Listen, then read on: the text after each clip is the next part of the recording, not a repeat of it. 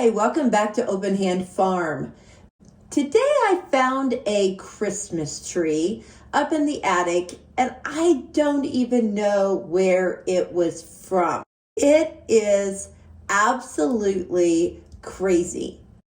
It had white lights on it. The top of it was broken off and it just looked disastrous.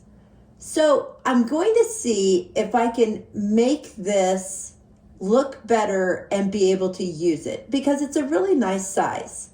Of course, the first thing we have to do is disrobe it. It doesn't have a lot of ornaments on it, but it does have a ribbon kind of twisted in, and of course those lovely white lights. But then I realized there were some little fairy lights on it. So instead of trying to untwist all of those, I just went ahead and snipped them with the scissors and pulled them out. They weren't working, so there was no need to keep them. I don't even know how old they were. And I already have lights that I can use on this, so I'm not going to worry about it. Finally, the tree was empty. The next thing I needed to do was to make it look like a tree.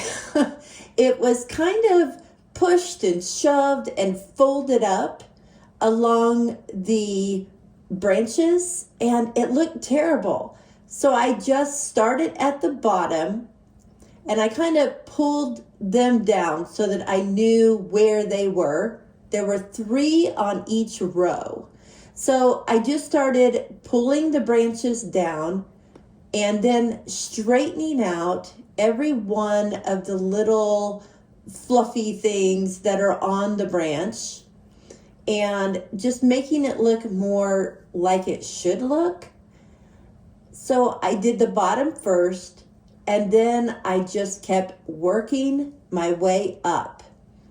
It was kind of time consuming. It wasn't too bad though. I think it took me maybe 20 minutes to do the whole tree. Once I had all of the layers done on the base of the tree, it was time to add the top. The top was small enough I could just hold it in my hand and work on it and try to make sense of it. Some of them were kind of twisted around and through and under, and I don't even know. So I got that done, and then I popped it in the top where it belonged. Now we needed to start adding lights. I didn't need a lot of lights on these, so I just used a box of 100. On this one, I'm going to start at the top and work my way down because I just did. I don't have a reason for that. Now, if I were doing a bigger tree, what I would do with these lights is to wrap them around each branch. But this tree is so small and it just didn't need that many lights. So I decided to just wrap them one time around. And in some places, if I felt like I wanted a little more light in that area, I would wrap a few. But basically, the lights fit on the tree. I made it to the base and it'll be fine. So here it is lit up. The lighting is so weird in the daytime and you're seeing reflections off of the lights, but it really did look good. And hopefully when we get it decorated, you'll be able to see even better. And some of the branches got messed up as I was putting the lights on them, so they need to be reconfigured a little bit too. But we'll do that as we're putting the ornaments on. I like to start with like ornaments and space them out throughout the tree so that I don't end up with like 3 of the same ornament at the end and I can't really space them. So I always start with the ones I have several of together. So this one I have like, I think 3 of these, and I'm spacing them out.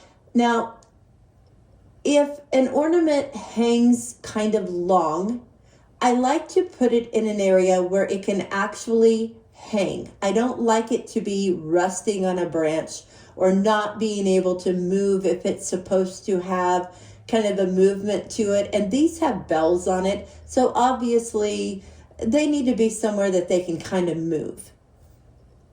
These little spiral wire trees also have bells, so I'm trying to place them where they can be spread out also. Then I just have an assortment of ceramic and glass angels that I'm going to put on this one. I'm going to keep it very neutral. The room it's going in is kind of a more neutral room, and I don't need a lot of color in there. Some of these are really heavy because they are ceramic, so it's hard to get them to hang like I want them to. But you just got to keep kind of playing around with it, and eventually you'll figure it out. Now I'm going to re-add the ribbon. I like the ribbon, but I'm going to do it a little differently. Instead of starting at the very top, I'm going to start a little lower than that. And I am just folding up the tip end of these smaller branches to hold the wire in place. It is a wired ribbon, so I can twist it and turn it and kind of make it go where I want it to go. I have the second piece, so I'm going to join it up in the same spot that I ended the last one. And if you lay them on top of each other inside that folded little branch, you can't tell that they've been joined. I'm trying to put this so that it's not interfering with hanging ornaments or pushing them against the tree, so that they still have the freedom to move. You'll see I'm doing it fairly loosely. I'm not shoving it against the tree or into the tree. Now there is a branch kind of hanging down on the front left of this tree, so eventually I get it pushed up so that it looks better. So once I got the strip of ribbon around the tree, I decided to not put the bow in the very top of the tree, but to put it kind of offset from where I started the ribbon at the top. And then I found a little silver shiny star that I put on the top. I'm sorry it's kind of out of frame here. I didn't realize you couldn't see it.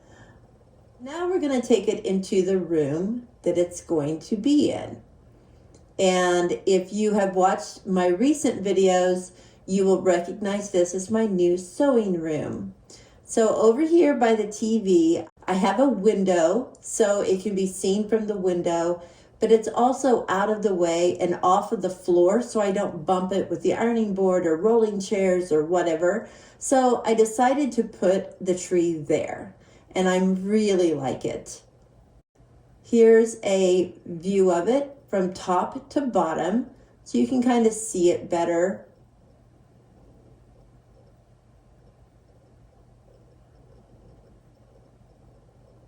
I just put a piece of burlap around the bottom of it. I like to do that, just a simple way to cover up the bottom and kind of make it complete. This is at nighttime with the lights out and the tree lit up, and I love the reflections on the wall that it makes. I think that it's so cool. And then here's just a better picture of just the tree. Again, with the reflections in the background.